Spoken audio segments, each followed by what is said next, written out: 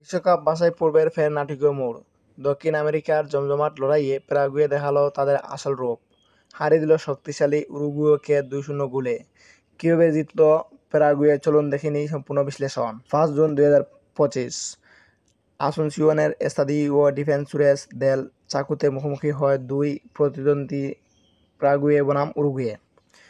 প্রথমার্ধেই এগিয়ে যায় প্যারাগুয়ে। ম্যাচের 13 মিনিটে মাতিয়াস গ্লারাজা দুর্দান্ত এক গোল করে দলকে এগিয়ে দেয় 1-0-তে।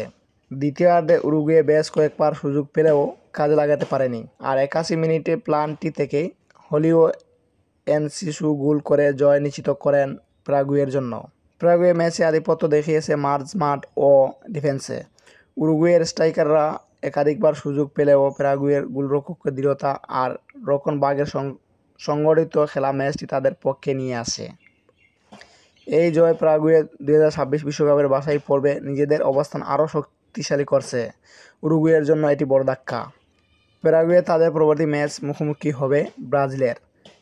এই ম্যাচটি 10 জুন অনুষ্ঠিত হবে সাও পাওলোতে। দেখা যাক কী করে তারা এবার ব্রাজিলের বিপক্ষে মাঠে নামে।